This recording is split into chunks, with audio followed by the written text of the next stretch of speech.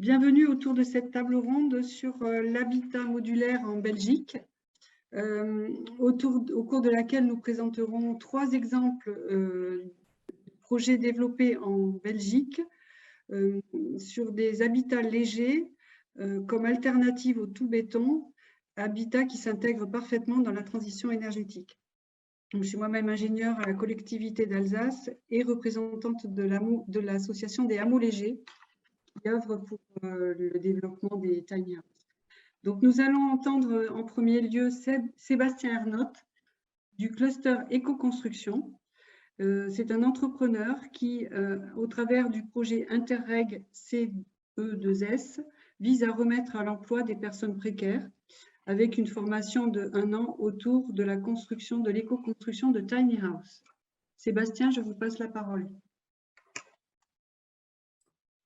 Merci, Yana.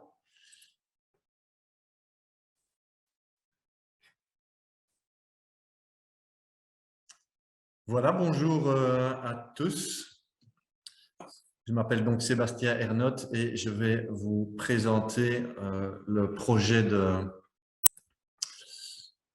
Tiny House que nous avons réalisé dans le cadre d'un projet européen Interreg qui s'appelle donc CE2S, comme Madame Yana l'a précisé. CE2S pour simplement construction, engagement éco-sociétal. C'est un projet Interreg donc, qui est transfrontalier. On travaille avec des gens du nord de la France et des Wallons pour former des ouvriers qualifiés en éco-construction, principalement issus d'un public fragilisé. Et donc, dans cette petite présentation, je vais essayer d'aborder 3 chapitres. Donc, c'est quoi un habitat léger, surtout au sens de la région wallonne, puisqu'on vient de sortir un nouveau décret à ce sujet qui encadre vraiment beaucoup mieux cela. Et pourquoi un habitat léger, un peu les avantages. Et puis alors, un petit focus sur les tiny houses que nous avons construits dans ce cadre de ce fameux projet européen Interreg dont je viens de vous parler. Alors d'abord, c'est quoi un habitat léger? Ça peut être plein de choses, une caravane, un chalet, un conteneur aménagé, une yourte, un tipi et évidemment des tiny houses. Il y a vraiment donc toute une série d'habitations qui peuvent bénéficier de cette appellation. Et l'habitat léger peut être mobile ou fixe, mais doit répondre au moins à 3 critères de ce tableau que vous avez devant les yeux. Je vais vite les parcourir. Donc, il doit être soit démontable, déplaçable, d'un volume réduit, d'un faible poids, ayant une emprise au sol limitée, autoconstruite, sans étage, sans fondation et qui n'est pas raccordée aux impétrants. Donc, si vous avez 3 critères respectés dans ce tableau, vous êtes considéré ici en région wallonne comme un habitat léger.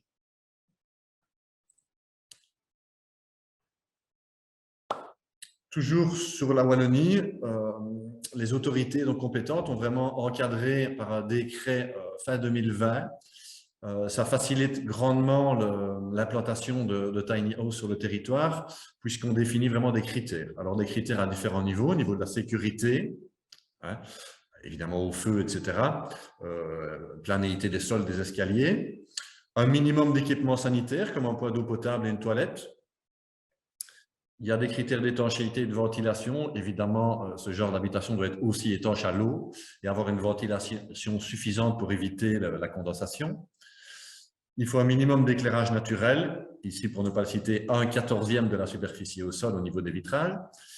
Évidemment, au niveau de la santé, on doit éviter tout ce qui est moisissure, monoxyde de carbone et tous les autres produits polluants. Et même en termes de configuration de l'habitat léger, on parle de volume minimum de 18 mètres cubes, de superficie de 8 mètres carrés et d'une hauteur minimum, au moins sur une partie, d'1,90 m. Tout ça pour que cette habitation soit habitable. Ici, nous n'avons pas besoin d'architecte pour installer une tiny, mais par contre, ça nécessite un permis d'urbanisme. On voit ici au slide qui suit. Je ne vais évidemment pas tous les citer, mais on a dans la colonne de gauche, en région wallonne, toute une division des zones d'habitat, des zones agricoles, des zones forestières, industrielles, etc. Et donc, les habitats légers sont compatibles dans une série de ces zones, pas dans d'autres, et pour certaines, à certaines conditions. Évidemment, l'implantation du tiny house est aussi soumise au cadre urbanistique, c'est-à-dire quelle finition j'ai, quelle couleur, pour qu'il y ait une bonne intégration de cette tiny dans le paysage avec les habitations et les terrains aux alentours. C'est donc pour ça justement que le permis d'urbanisme est demandé, avoir une bonne intégration. Alors voilà, après, c'est quoi un habitat léger? Pourquoi un habitat léger? Là, ici, et c'est sûrement pareil dans les différents pays que reprend la Confédération, la Conférence nationale pour le bâtiment durable, ici en région wallonne, on a besoin de 200 000 logements d'ici 2026. Et comme l'habitat léger est beaucoup moins onéreux que l'habitat conventionnel, on pense que c'est une des pistes pour répondre à la crise du logement. On voit simplement quelques exemples ici entre un prix d'un appartement qui tourne autour de 250 000 € et d'un habitat léger qui est entre 1 000 et 100 000 €. On a des énormes différences de prix. Je vais y venir un peu plus tard.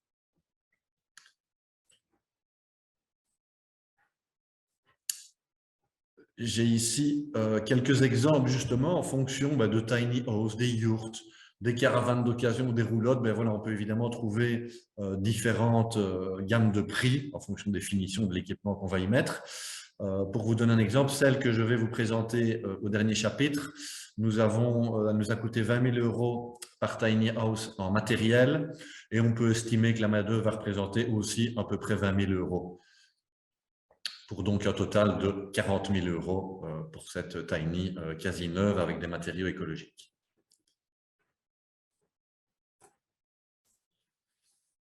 Alors, pourquoi un habitat léger? C'est aussi pour réduire son empreinte écologique. Forcément, une habitation d'une petite taille va nécessiter moins de matériaux et donc aussi moins de chauffage, moins d'électricité, moins d'entretien, etc., moins de déplacement des matériaux. Donc, en soi, c'est écologique. Et puis, c'est aussi un habitat qui est démontable ou mobile. Donc, il a rarement besoin de fondations lourdes. Il a une très faible emprise sur le sol et puis c'est réversible. On la déplace assez facilement pour récupérer le terrain dans l'état d'origine. Évidemment, on réduit encore plus son empreinte écologique si on utilise des matériaux locaux de récupération, des matériaux biosourcés et si on fait une bonne isolation pour diminuer les consommations. Puis évidemment, c'est souvent un choix de vie. Un habitat léger, c'est revenir à l'essentiel. Emprunter moins à la banque, se mettre moins de stress, moins de pression, devoir moins travailler, donc avoir plus de temps pour sa famille, pour ses loisirs, pour ses projets de vie. Souvent un cadre de vie agréable, si la tiny est installée dans souvent un petit coin de verdure. Et puis donc, vu qu'on a un coût beaucoup plus faible, on peut se permettre de vivre donc, dans un espace de vie certes plus petit, mais de meilleure qualité, avec des matériaux bien choisis. Donc ici, concrètement, nous, donc, avec ce projet CE2S, en formant 10 apprenants sur une année en ouvrier polyvalent en éco-construction, on a construit 2 tiny house. Une qui va partir vers le versant français et une vers le versant wallon, qu'on donne donc au CPS de Mons, pour ne pas citer la structure qui va recevoir versant wallon. C'est tiny house et ça va servir d'habitat d'urgence pour les personnes qui sont dans le besoin. Voilà les plans des tiny house que nous avons réalisés. Celle-ci est donc sur une remorque. Mais vous allez voir, on a un deuxième modèle qui elle est plutôt sur pilotis. C'est donc exactement la même, sauf qu'elle est juste posée sur des pilotis et pas sur une remorque. Dans le détail, évidemment, pour que les apprenants puissent la construire, on a fait des plans de construction où on détaille chaque paroi avec les tailles, les sections bois, etc. pour faciliter la construction. Même principe, on a fait le travail sur toutes les parois en expliquant le contreventement et toutes les différentes parties de l'ossature de bois. Et puis, phase de construction en réel dans les ateliers du centre IFA-PME de Mons, où les apprenants ont donc construit paroi par paroi toutes ces structures, ici en direct sur la remorque dans l'atelier. Mais aussi, on va le voir après à l'extérieur. Bon, ici, voilà, on a vu la structure de bois, des SLS 3889 pour les connaisseurs, de l'isolation en fibre de bois, un pare-pluie. Ici, on avait des châssis de récupération. Là, la construction du modèle identique, mais sur pilotis, qui se faisait à l'extérieur avec un timing bien réfléchi pour la mettre sous eau, hors eau plutôt, le plus vite possible. Voilà, donc là, la tiny était prête à passer les intempéries. Un petit groupe d'apprenants devant donc la construction de la tiny house. Tout ça s'est fait de manière très sympathique. Voilà, puis toujours un petit peu d'état d'avancement où on a placé le bardage de bois. Et la voici presque finie, avec juste quelques finitions encore manquantes. Et la voilà donc la Tiny française, donc, qui est sur pilotis. On voit au fond une petite bouche d'aération, c'est une ventilation, puisqu'il y a donc à l'intérieur tous les équipements nécessaires à l'aménagement intérieur. On peut le voir ici sur la photo de gauche, un frein de vapeur, un latage, les techniques avec la partie chauffage et la partie électricité qui passe, et puis recouvert d'une plaque OSB. Là, elle n'est pas totalement finie, ça va encore être sur le sol recouvert d'un balatum. Et vous voyez alors au fond qu'il y a une partie salle de bain en dessous et puis un lit sur mezzanine au-dessus de la salle de bain. À l'entrée, ici, on a le coin salon et puis le coin repas qui va être aménagé.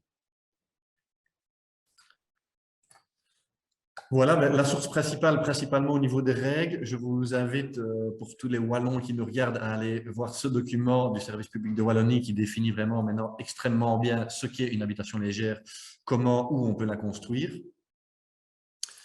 Et puis, les quelques logos. Au-dessus, le fameux logo de notre projet de formation qui montre qu'on va les former de manière théorique, pratique.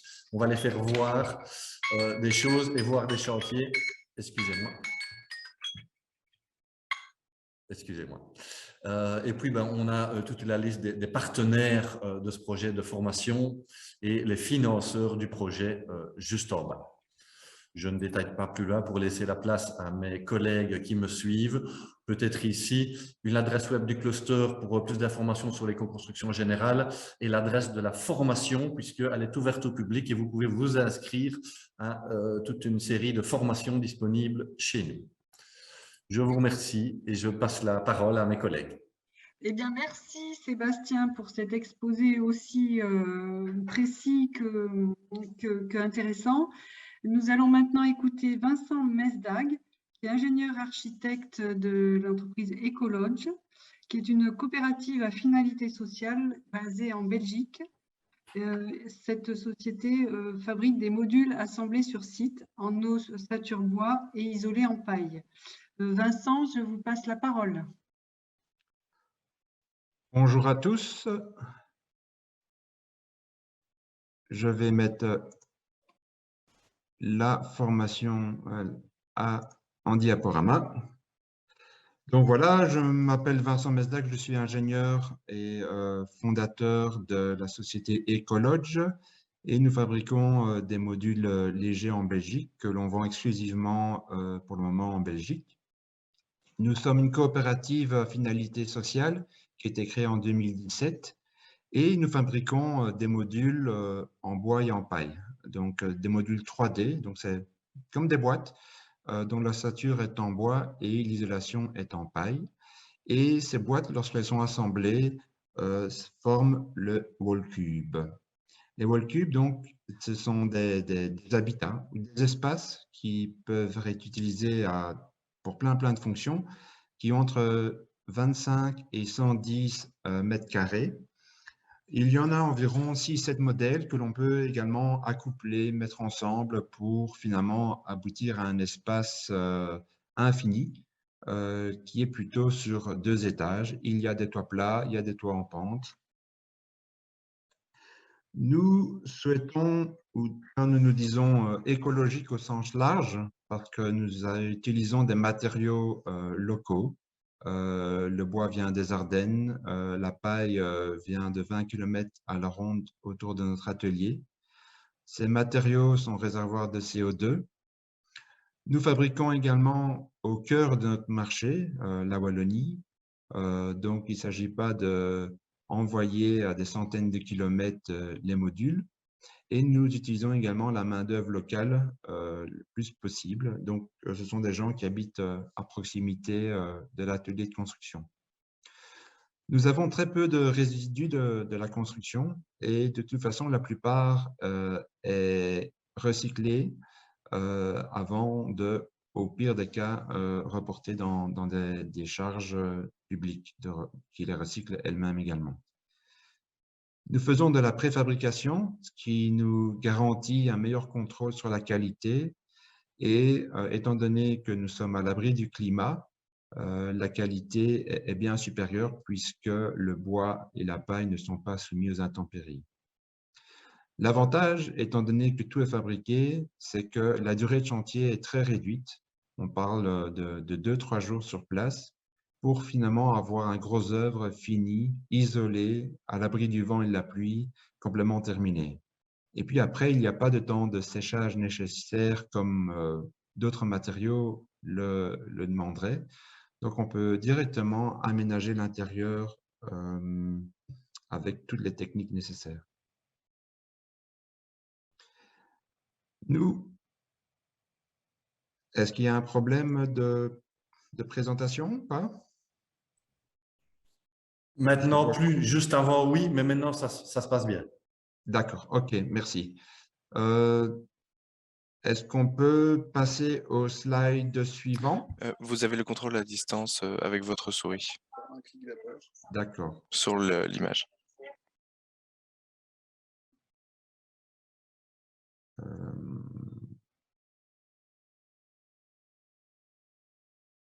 Voilà, alors j'étais sur le slide écologique au sens large.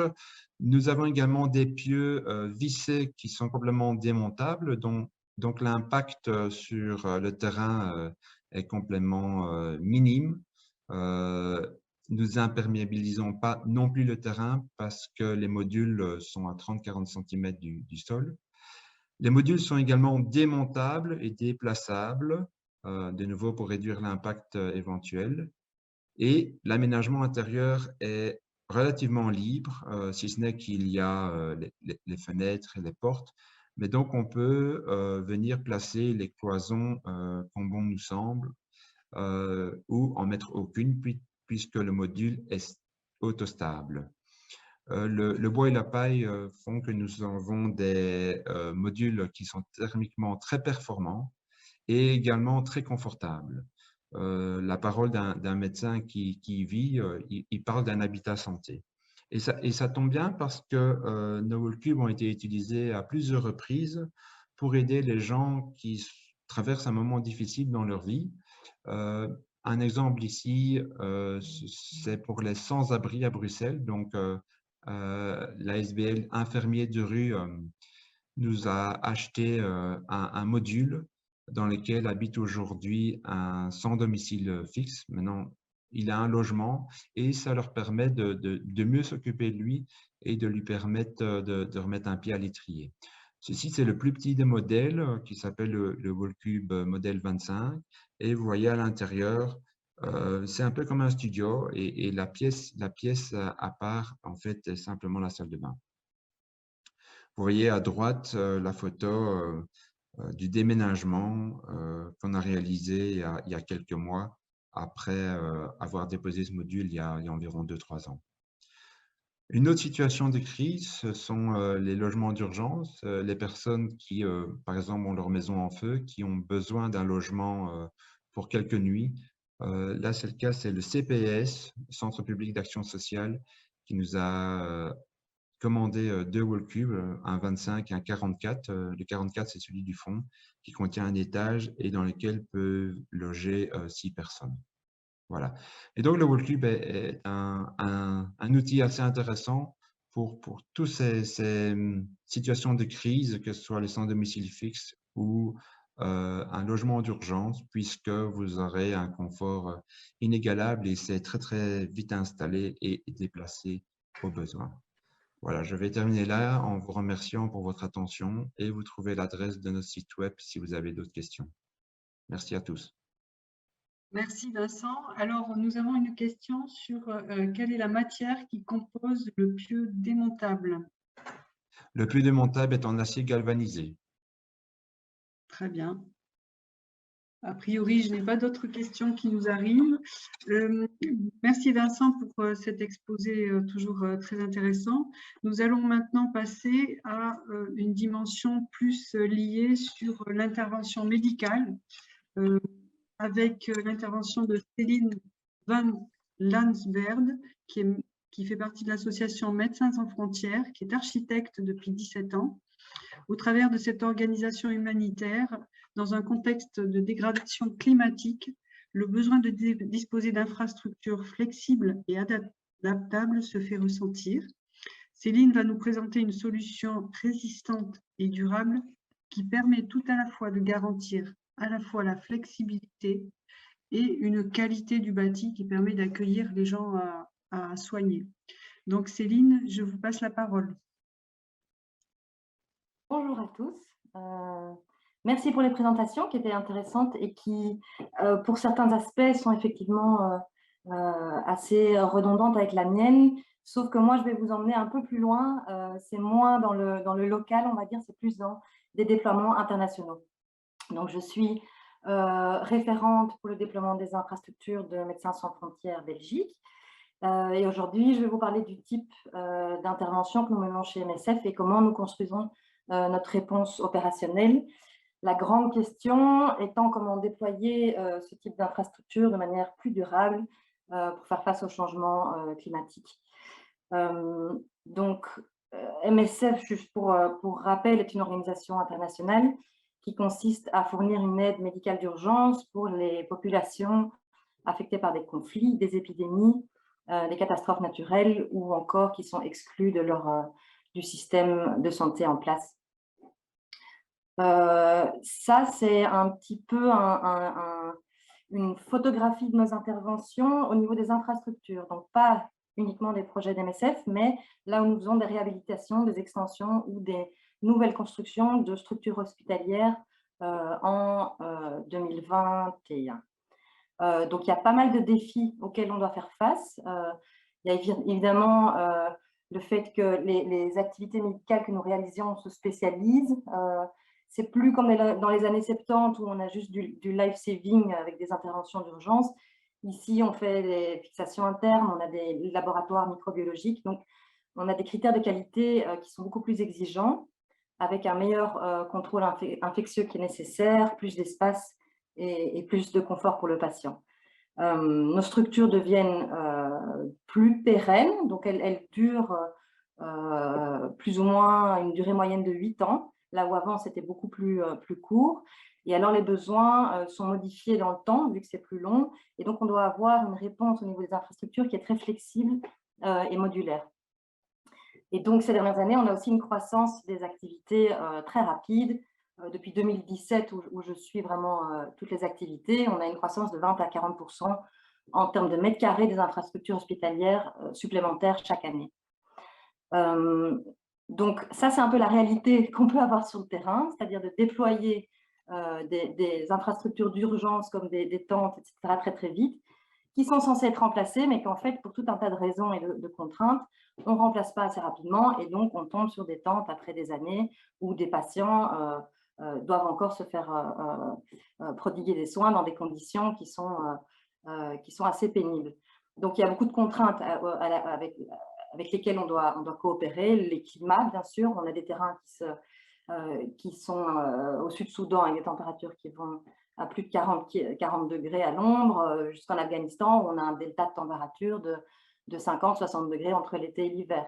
Il faut penser à la sécurité, l'accessibilité de nos infrastructures, le transport et l'approvisionnement, bien sûr, pour réaliser ces infrastructures, et alors les ressources matérielles et humaines qu'on va disposer sur place. Ça représente pas mal de défis parce que souvent, on a beaucoup de main-d'œuvre, mais très, très peu qualifiée. Donc, tout ça fait qu'on a pensé, depuis 2018, on a développé un projet de structure modulaire d'urgence qu'on peut déployer très rapidement sur le terrain, mais qui sont en fait, qui peuvent résister à plus long terme aussi à nos différents types d'exigences. Donc, elles peuvent se déployer très rapidement à l'aide d'une équipe assez peu qualifiée. Donc, on a un système de modules de base qui fait 7,50 m par 12 et qui est couvert par il y a une circulation tout autour qui est couverte. Et ces modules peuvent être assemblés par 2 ou par 3 pour former des grands bâtiments de une petite 300 de mètres carrés et donner place à tous les types d'interventions et de services médicaux qu'on a l'habitude de faire sur le terrain. Les services de maternité, obstétrique, néonatologie, des soins, pour prodiguer des soins ambulatoires, etc. Donc, on a développé aussi un espèce de catalogue de plans pour aller avec cette structure, pour pouvoir déployer tous les types de services médicaux qu'on rencontre sur le terrain. On a une vingtaine de modules de base qui sont pré-positionnés à Barcelone, en Espagne, et qu'on peut déployer rapidement sur le terrain, sachant qu'un module est contenu dans deux conteneurs. Ce qu'on voit ici aussi avec les partitions, c'est qu'on a un système de kit pour des partitions pleines avec des fenêtres ou des portes pour pouvoir configurer l'espace comme on le veut, soit totalement vide, soit avec les pièces en suivant le layout voulu. Donc tout ça équité et disponible pour le transport. C'est donc une solution qui est flexible et adaptable parce qu'on peut changer les partitions. Elle est composée d'un cadre aluminium avec des structures, un remplissage en panneau sandwich. Donc c'est là que, évidemment, en termes d'éco-construction, on score beaucoup moins, mais avec les taux d'humidité rencontrés sur le terrain, on a vraiment besoin de quelque chose de très solide, très pérenne et qui résiste à des composants de nettoyage comme du chlore, qui doivent résister à un nettoyage de 2 fois par jour, à du chlore, etc. Donc, l'aluminium est ce qu'on a trouvé de mieux pour résister à ce type de contraintes. Le sol est incorporé à la structure, ce qui nous permet d'être très rapide dans l'implémentation et aussi de ne pas devoir… les fondations sont superficielles du coup et on ne doit pas commencer à creuser et à niveler le terrain avant de mettre en place les modules. Il y a des kits qui sont développés donc, pour les partitions, mais aussi pour tout ce qui est adduction et évacuation d'eau et installation électrique, ainsi que tout l'outillage qui est relativement léger pour le mettre en place. C'est un système de clips aussi, donc il n'y a pas de visserie, donc on peut les monter et les démonter très facilement. Et donc en gros, on peut monter un module de 90 mètres carrés avec une équipe de 8 personnes, dont un team leader formé et les autres qui ne sont que de la main-d'œuvre. Donc, on l'a déployé pour l'instant dans différentes parties du monde sur nos terrains, un peu partout, Sud-Soudan, en Afrique, Middle East et alors en Haïti, pour des services tout à fait différents. Donc, quelques exemples. Ici, on a Doro au Sud-Soudan, où là, l'objectif est de construire un nouveau service obstétrique et une maternité d'une vingtaine de lits. On a déployé 9 modules en 13 semaines et la contrainte là était vraiment d'aller très très vite parce que c'est un endroit très inaccessible et on n'a que la saison sèche qui est de 6 mois pour construire, faire venir les matériaux, construire, etc. Donc c'est pour ça qu'on a déployé ce type d'infrastructure là. Bon, ça c'est l'intérieur, on ne le voit pas bien, mais un autre exemple, c'est Haïti, où là, c'est un exemple de montage et démontage. En fait, on a monté un service ambulatoire à Port-au-Prince, à côté de notre hôpital de Tabar, et le scope des activités a changé assez vite, et donc on a démonté la structure pour la remonter dans un autre projet, également à Port-au-Prince, mais à plusieurs dizaines de kilomètres de là, pour la remonter en pharmacie. Donc là, c'est ce qu'on voit, c'est le nouveau volume de la pharmacie qui vient en fait du projet précédent. Enfin, les 2 derniers gros projets auxquels on a participé en déployant ces modules, c'est Kenema en Sierra Leone, où là, on a fait aussi, c'est un service de pédiatrie et de maternité. On a utilisé 24 modules pour faire une pédiatrie de plus de 165 lits. C'est assez intéressant parce que là, on a pu comparer, ici on voit bien sur le plan masse, il y a toute une partie de préfabriqués modulaires ici et une autre partie de construction locale. Et donc, on a pu comparer le prix à la construction, les équipes nécessaires, etc. Et voilà, quand c'est possible de construire en local, au niveau du prix, on est quand même, avec le transport, à quelque chose de deux fois supérieur à une construction locale. Mais la qualité est nettement meilleure au niveau du préfabriqué et les équipes sont aussi plus réduites pour les préfabriqués. Dernier exemple, en Afghanistan, où là, on avait un centre de traumatologie qui a été bombardé en 2015 à Kunduz. Et donc, on a voulu reconstruire ce centre très rapidement et on l'a ouvert dernièrement pendant les événements en Afghanistan il y a quelques semaines. Donc, évidemment, on a déjà vu pas mal de challenges par rapport à cette solution, le coût, l'implication. Alors, elle n'est pas limitée de la communauté, on a énormément de main-d'œuvre qui viennent nous aider. C'est plus que dans le temps, ce n'est pas vraiment un savoir-faire qu'ils peuvent réutiliser après. Donc, au niveau de la formation, voilà, c'est très ponctuel. On a vu que c'est un défi énorme au niveau du transport et de la logistique. Et alors de l'empreinte carbone que ce type de structure peut générer, en sachant à la production une émission élevée de CO2, et alors le questionnement du recyclage et de la réutilisation, sachant qu'on peut monter, démonter, mais reste la question de l'utilisation de l'aluminium. Donc, comment s'inscrire? C'est la question qu'on se pose maintenant, nous, chez MSF, dans une démarche plus durable, tout en répondant aux contraintes d'avoir une réponse rapide et une qualité améliorée. Donc voilà, on fait souvent la comparaison du slow food et du fast food, où le slow food, c'est quelque chose de plus construit, où la nature est cultivée, produite et distribuée et consommée de manière plus réfléchie, mais il faut avoir le temps et l'implication pour faire ça. Là où le fast-food, on est plus dans une démarche rapide, d'urgence. Quelqu'un a faim, il n'a pas le temps de planifier, voilà, bam, il va au fast-food et il mange.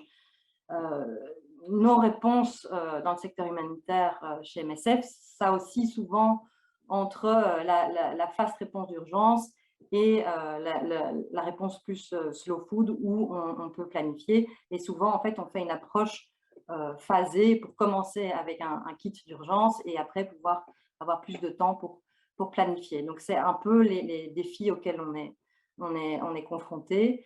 Est-ce possible d'intégrer plus de durabilité dans ces projets? Voilà, il faudra réfléchir à un certain phasage, à une zone grise où voilà, où se situe la majorité de nos projets. Et le fait de comprendre déjà toutes ces contraintes nous permettent d'avoir une réflexion plus sur le type d'infrastructure à développer et à implémenter sur le terrain à l'avenir. Je vous remercie pour votre attention. Je ne sais pas s'il y a des questions, Ghana. A priori, je n'ai pas de questions qui me sont remontées.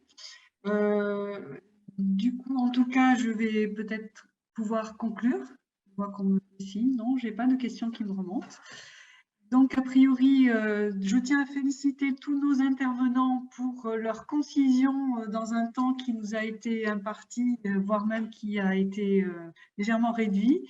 Je voudrais ouvrir en conclusion les perspectives. Là, nous avons parlé effectivement de l'habitat modulaire léger dans les domaines médicaux et sociaux d'urgence. Cette nouvelle conception de l'habitat va possiblement se transcrire au niveau des citoyens qui ont un véritable projet d'habitat alternatif, qui respecterait un certain nombre de valeurs en lien avec la transition énergétique et écologique. Donc, il faut savoir que cet habitat léger a vu le jour, a traversé l'Atlantique en 2008 avec la crise des subprimes. Donc, c'est né aux USA. Et ça a traversé l'Atlantique, c'est arrivé en France et peut-être en Belgique à partir de 2013-2015. Au niveau des gens qui s'intéressent notamment au tiny house, ce sont souvent des seniors ou des étudiants, mais aussi des gens qui ont tout simplement envie de ne pas s'endetter, d'être plus proches de la nature et de vivre dans des habitats qui sont faits de matériaux biosourcés ou en tout cas issus de la production locale. Et je voulais quand même ouvrir cette perspective-là en France, en donnant un chiffre. Quand j'ai commencé à m'intéresser à ce sujet en 2015, nous étions autour de 2000 dans la communauté des tiny housers et nous sommes maintenant autour d'à peu près 15 000. Et parmi ces 15 000 personnes, de nombreuses personnes on rencontre des freins dans la réalité de l'acceptation sociale de ce mode de vie et ont du mal à trouver des terrains avec une autorisation d'urbanisme, que ce soit a priori en Belgique ou en France. On a effectivement la possibilité de trouver des terrains où poser ces habitats légers pour des gens qui sont plus particulièrement dans la, entre guillemets, normalité, qui ont des métiers qui sont intégrés. Et pour autant, les mairies sont très frileuses. Et je voulais quand même mettre en exergue le paradoxe qu'il y a entre, on va avoir la COP26 là, qui va se tenir début novembre, je crois, et un paradoxe où il y a vraiment des gros dispositifs de politique publique et qui pousse à effectivement éviter de miter la campagne et d'utiliser du tout béton. Et quand on amène ces solutions-là, malheureusement, au niveau local, ce n'est pas toujours évident d'arriver à trouver des autorisations nécessaires pour pouvoir installer des gens qui sont des citoyens lambda. Donc, cet habitat léger, nous voyons dans les 3 exemples qui se sont développés, peut donner à la fois de la qualité et un côté réversible. Et il faut que tous ensemble, nous mettions autour d'une table entre les architectes, les aménageurs, les collectivités locales, les constructeurs et les citoyens pour pouvoir permettre à cet habitat de passer dans la normalité et de se développer commercialement sur le terrain. Voilà, donc je vais clôturer cette conférence. Il est 59, en remerciant tous les participants et en souhaitant à chacun une bonne continuation.